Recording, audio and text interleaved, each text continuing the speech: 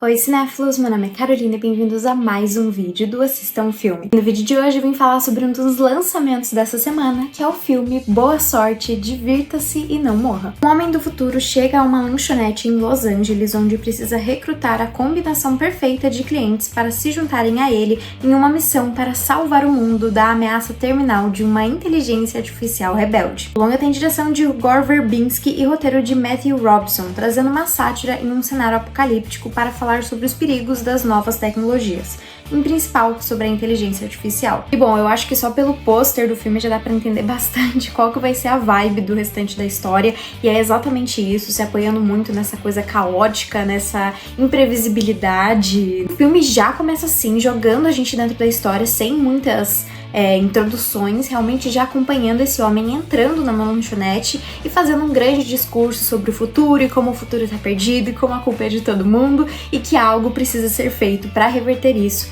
e começa a chamar então as pessoas para se juntarem a ele. O que é muito legal é que desde o começo do filme ele em nenhum momento te dá aquela 100% de segurança de que ele está falando a verdade.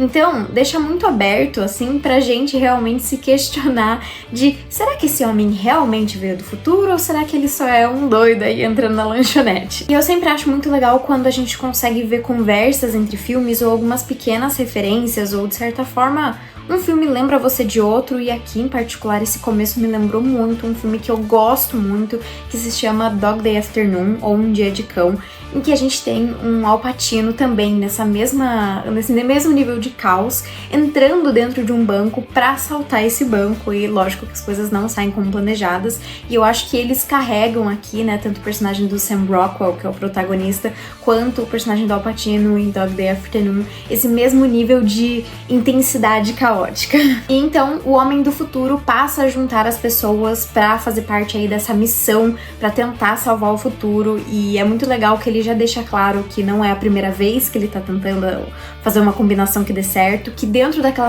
lanchonete existe uma combinação que dá certo, mas que até agora ele não encontrou, e que ele tá ali em mais uma tentativa pra tentar salvar o futuro. O longa então fala sobre a ansiedade constante vivida na era da tecnologia, onde constantemente somos bombardeados com informações, notícias, anúncios, e passamos a desenvolver certo medo, seja dessas novas tecnologias ou não, ou até um sentimento de paranoia. Dentro da história, então, o filme traz esse vício na tecnologia como uma grande epidemia, basicamente transformando todo mundo em zumbis sem personalidade, né, ou com aquela mesma personalidade nula e controlados por um mesmo algoritmo. Tem até um termo que eu tenho visto bastante nos últimos dias que se chama doom scrolling, que é basicamente esse movimento de você ficar passando no TikTok, no Instagram, apenas indo pra cima, meio que sem objetivo, meio que sem captar nenhuma dessas informações, só perdendo horas e horas ali, porque é um vício, acaba viciando, né? E a gente sabe muito bem disso. E aqui no filme, então, eles deixam essa crítica de uma forma muito clara, muito explícita, né? Tanto que em determinado momento um dos personagens também acaba meio que se viciando, assim, naquilo que ele tá vendo.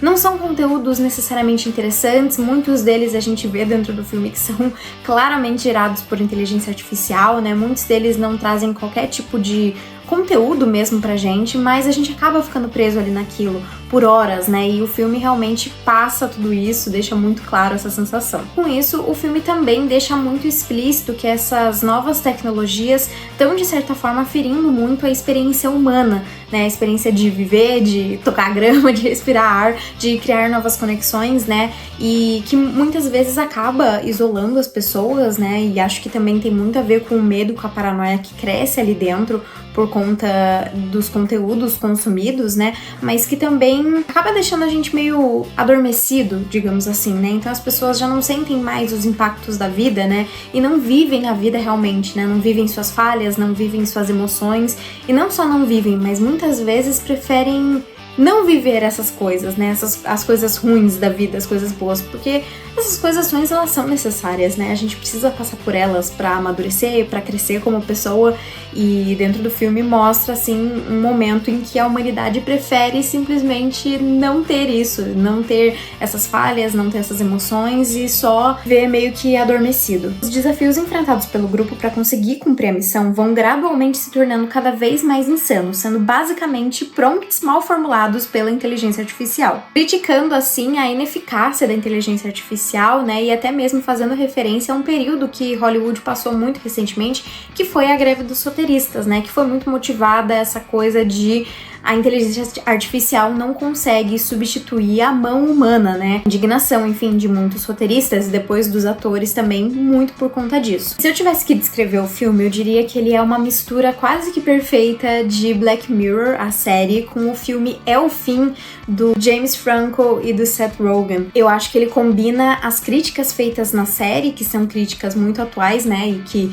todas elas fazem referência a tecnologias, mas também combina com o nonsense do filme É o Fim, né? Que também se encontra em um cenário apocalíptico, onde tem muitas coisas que muitas vezes não fazem sentido, assim, dentro da história, mas que essa é a vibe, né? Que é esse o clima da história. E é até interessante a questão do Black Mirror, porque dentro do filme, além da história principal, seguindo esse grupo aí nessa missão completamente maluca e insana, a gente tem também alguns flashbacks pra meio que contextualizar como que cada um daqueles personagens foi parar naquela lanchonete.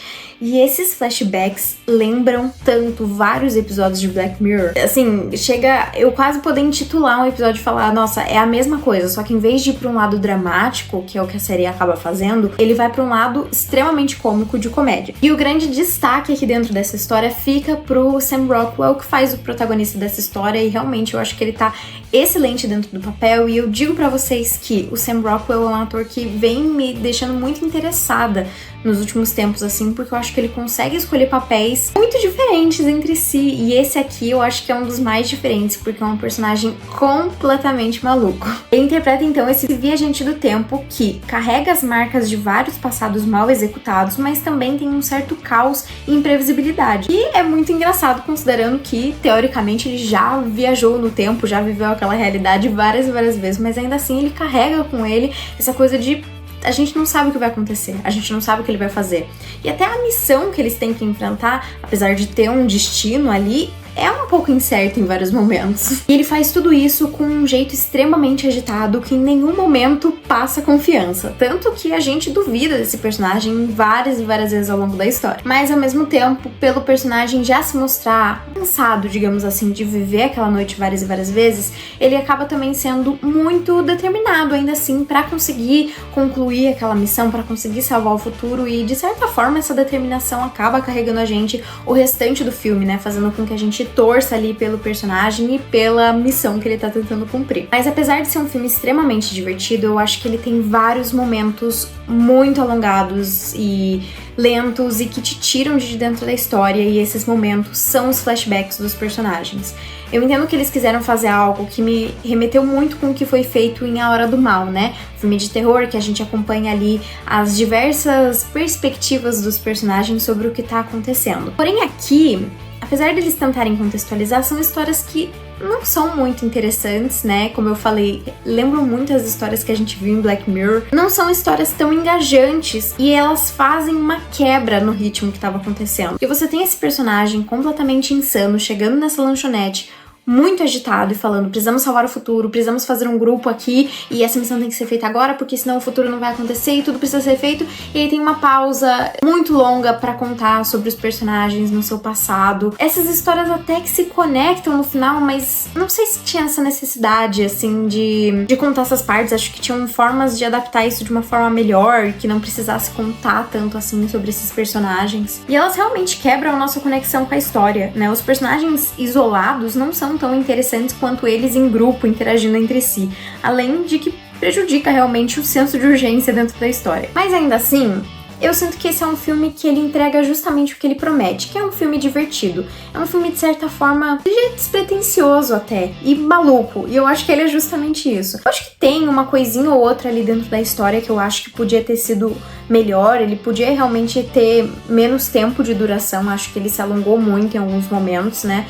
Mas ainda assim é um filme divertido, o Sam Rockwell tá excelente, né?